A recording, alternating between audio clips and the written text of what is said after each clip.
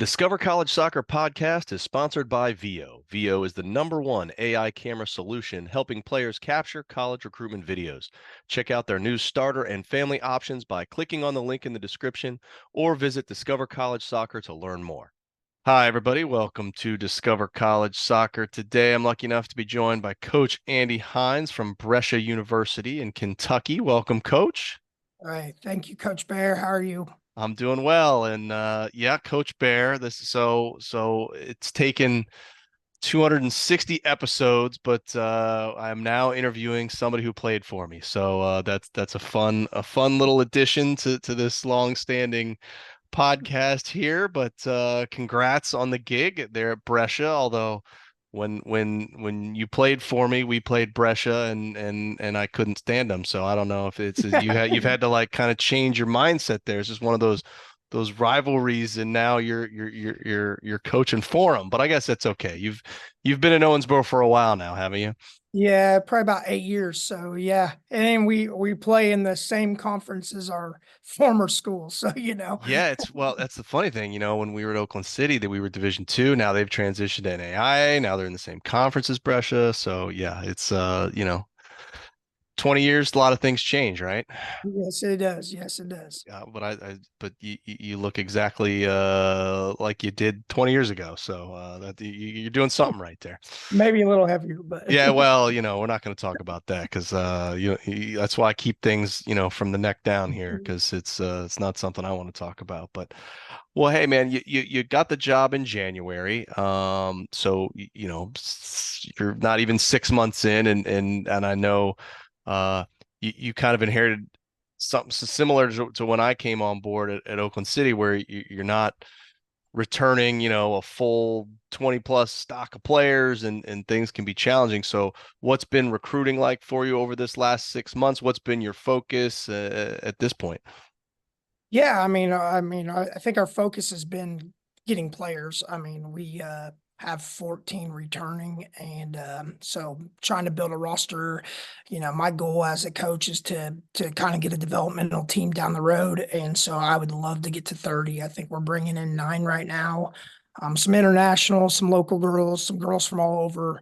But our goal is to try to get our numbers up, and so recruiting's been hard, hardcore, hard and hardcore. So, but yeah, no, it's just trying to drive our numbers up. We got some quality players coming in. I think we have a good quality. Well, we have a good number of seniors that are going to return. So, trying to finish out their senior year strong, and so we're trying to build upon that. So, Okay. Well, now have you, the obviously it's tough trying to get the big 24 class as much as you can, but have you trying to been doing that parallel 24 and 25 kind of recruiting at yeah, the same no. time and building that up, and what's that been looking like? Yeah, so we definitely have been working on some 25s. We had a good 25 visit last 2 weeks ago, and so we're still working on the 2024s. So we need about 2 or 3, and I would be happy with 2 or 3. I mean, I would be happy to take 7 more. So, but but yeah, obviously, we're still working on the 2024s, but we're open for anything. We are not in that position where we can turn players down. So we're looking for players at all levels, because we definitely want to have a developmental team. We have some JV games scheduled already. So I'm trying to get those numbers up to be able to have more JV games. So Okay. Well, have you developmental games. how has your focus kind of been divided in terms of transfers, JUCOs, international versus your traditional for your high school student type recruit? What's that look like for you? Yeah. So, I mean, for us, a transfer is a little bit harder for us.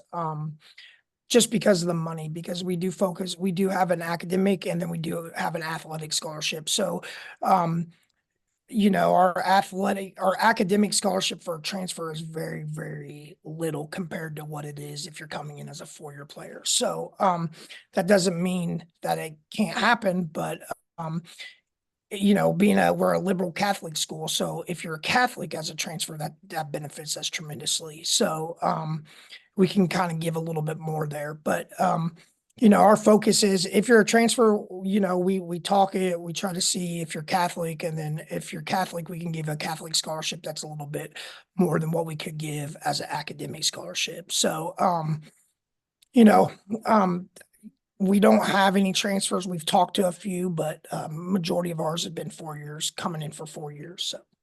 Okay.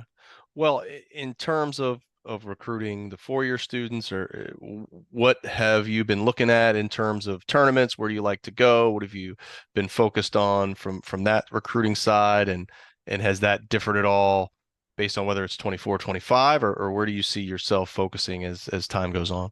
Yeah, no, I mean, I coach a lot of travel soccer, so I go to tournaments. And we have an ECNL league, or we have an ECNL regional league team on our in our club. So I go to those tournaments, but my main focus this spring was getting my feet wet, but also trying to get 2024. So but going down the road, it's definitely going to be where I'm going to go to more tournaments and get out there a little bit more than what I was able to do this year. I was coaching multiple teams in the spring, which made it more difficult than, sitting around watching games and then running to another game. So, my goal for next year is definitely getting to more tournaments and getting out and getting Brescia's name out there. I mean, I think the former coach did a really good job of getting Brescia's name out there. But just getting to a little bit more local tournaments. And I don't necessarily know if going to North Carolina is benefiting us, but more so, in our radius of the Midwest is a good place to look. Yeah, well, let's say the last time I saw the former coach Sean was at the Greensboro RL event last summer, Yeah. so Yeah. it was good seeing him there. But in terms of you know things at the school, have you set up any ID camps? Are you working any ID camps this summer? Is that going to be part of your recruiting process at all?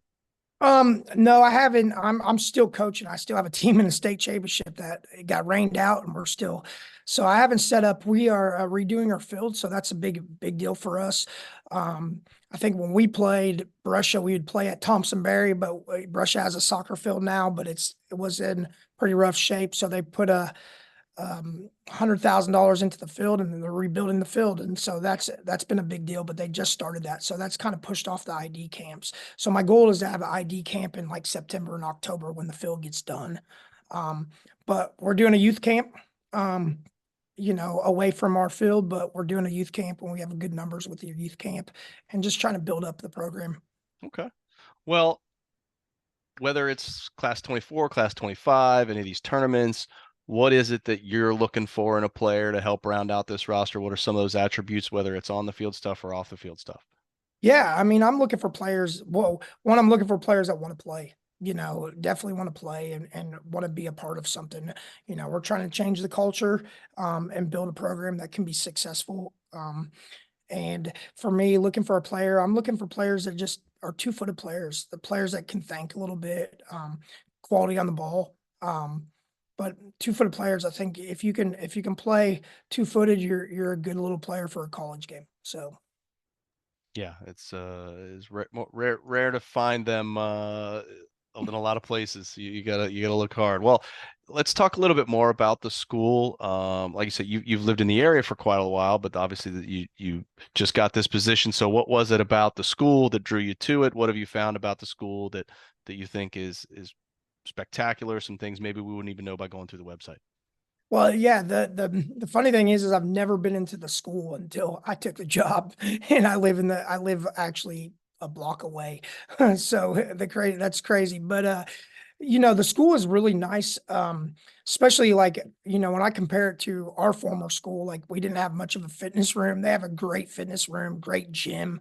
Um, and the cafeteria is fantastic. And then they just built a new building. So I was pleasantly surprised when I walked in for the first time about just the school, because you're going past it and it's really tiny, but at the same time it was a really um nice school compared to what I thought it was in my mind. But as far as the town, I mean, the town, we're in the we're really centrally located.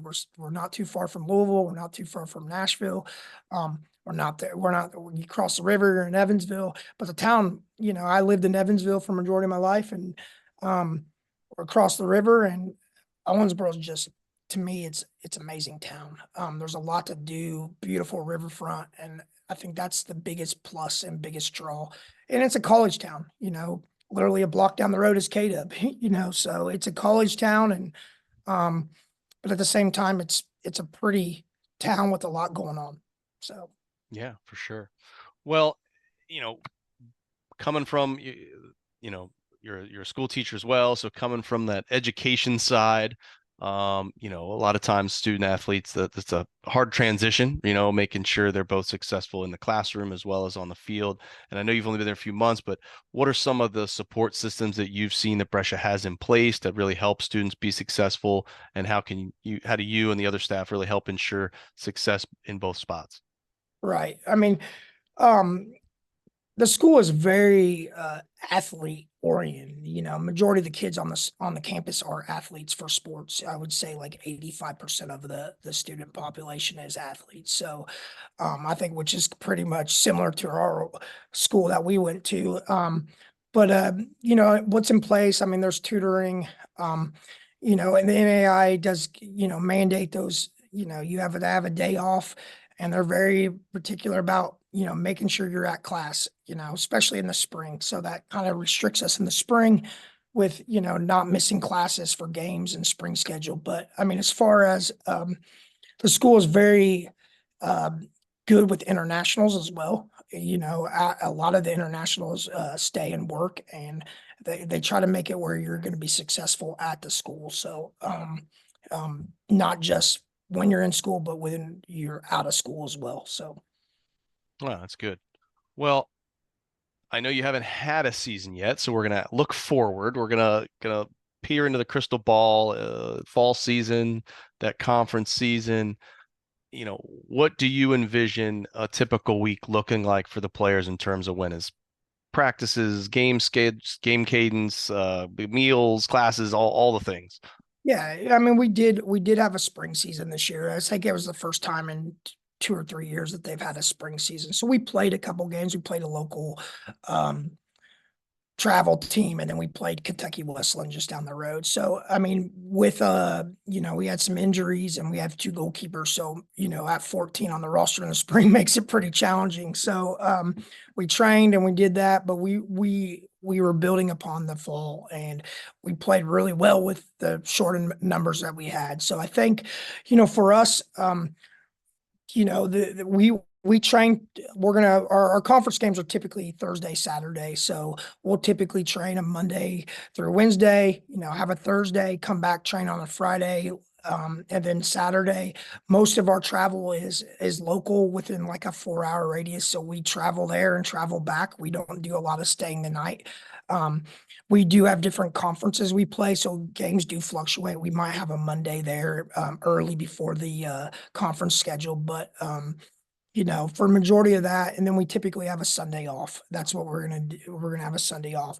We'll start our preseason with 2 days, and then we have a big intro to the school thing, so it kind of limits us. But and then we go right away, like within a week and a half into our scrimmages going into the game. So, but most of our travel is, local. You're back on campus. It doesn't cut into much class time, but it's, a pretty good experience. I say, like in Kentucky on high school soccer, you play about 23 before you get to your conference district or regionals and all that. It's less games, and which is I feel like in Kentucky in high school you play a lot of games, but in college it seems a little bit less. It was spread out, which gives us a little bit more time to practice and plan. Yeah, it definitely does. Well, let's talk a little bit more about the soccer side of things. So you've just come on in January. Did they give you some staff that you get to find, or GAs, or what other staff, not only on the soccer side, but maybe support staff in the athletic department that help out with the team? Yeah, the athletic department is very, very supportive. So I do have a GA that actually works into the mission and athletic department, and so she is very, very helpful. She's internet. She was a former player, international girl, and she definitely helps us on the international side. And then my assistant came with me from high school, so he's been with me for 5 years and good friends. Played at Brescia, so he's a Brescia alumni, and so that's been a big plus as well. But yeah, so we have three of us right now working and trying to draw those numbers up. But yeah, on that, you know, three assistants and one of, but they're all part time. So No, it's still a good number of folks. Um, in terms of, what you're going to try to do here in the fall, you mentioned you like the players that can play with both feet, but what else would you say is something that we can, learn about your style of coaching, the style of play that you want to play there with the team that you're bringing in?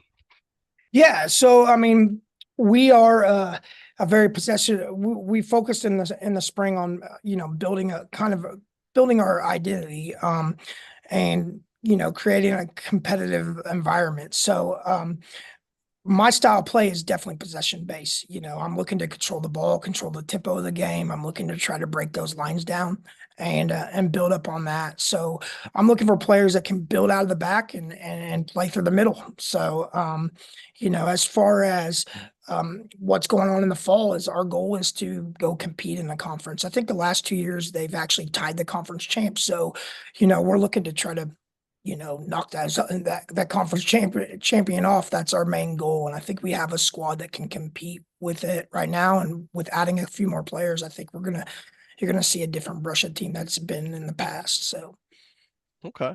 Well, you did mention that you did get a little bit of a spring season in. Tell me more about what the players did, how long that was, what can players expect in terms of an off season? yeah, in the off season. So the NAI, like I said, is they don't want to see you miss classes. So that kind of limits you to weekend games. The good thing is that we have Kentucky Wesleyan down the road, so that makes it really easy where we don't have to travel when they're Division II, and we can play each other, and that's a good competition for us. So typically spring for us, we started after our spring break. We did some weight training prior to that. They did that on their own, where I would monitor it through an app, and then we went into the spring season. We did 3-a-day practices in the spring, and we played 2 out of the 3 games that we were allowed to play. So going forward, I think you're gonna like, my goal is to have 3 spring games. It just kind of fell into that late place where people already had their game set up. So but a typical spring season goes for us from spring break until right before finals, and then we're out, and then I'll see them in August. So Okay. Well, is there, I mean, you mentioned the monitoring stuff through the app. Do you guys plan on or currently use any other sorts of technology, whether that's game film or trackers yeah. or anything like that you guys are using? Yeah, I mean, we definitely use Huddle, and we plan on in the fall, using film and doing film sessions. Um, my goal into down the road is to definitely get tracking our fitness a little bit better than what we've had in the past. But it's just we're making small changes and going forward. Yeah, can't change everything all at once, right? No. You gotta ease your way into it. Well, Andy, I appreciate the time and insights, and I just got one last question for you, and that is, if there was one piece of advice you could give to anybody currently listening to this or watching this in terms of the recruitment process, what would that piece of advice be? Yeah, I mean, it's a really good question. I think it's just like being honest with yourself of where you fit in. I mean, I think a lot of people have that high standard that they want to hit a D1, D2, and they're not open to maybe an NAI school. But for us, it's an opportunity to come play. In if you're a quality player, or even a player that maybe just wants to look for some an opportunity to play, there's definitely chances at these smaller NAI schools. And some of these smaller NAI schools, I think back in the day we would play Brescia, and they were pretty darn good on the boys side. Yeah. But I think just being honest with yourself of where you kind of fit, looking and at the right school, looking at the right fit, and making sure you get that opportunity. So Yeah, for sure. Well, Andy, I really appreciate it, and of course, I wish you nothing but the best, and wish you luck, and hopefully, if you decide that coming down to Lakewood Ranch to one of the ECNL events down here in Florida, you can always crash on my couch, help you save on those funds if you need. yeah, yeah, I appreciate it. I missed that one on that weekend, but Well, thanks for having me, Coach. I appreciate it. So yeah, yeah. Wish you luck, man. All right, take care. We'll talk soon. All right. I thank you. Yep. Hi, everybody. It's Matt from Discover College Soccer. I hope you're enjoying the podcast, whether that's on YouTube or your favorite podcast platform. Don't forget to hit the subscribe button. I also wanted to let you know about the Discover College Soccer Study Table. This is our brand new online portal that is complete with a 14-part online course giving you all of the ins and outs of the college soccer recruiting process. There's also a wealth of resources such as checklists, templates. There's the spreadsheets that have every soccer program in the country along with their coaches, their contact information, their social media information, some basic stats about the school, and more. Plus, there's an online community where you can ask your questions, share your wins, your losses, any questions that you may have around the college soccer recruiting process. It's all there at the Discover College Soccer study table that you can find at discovercollegesoccer.com/study table, and hopefully we will see you there.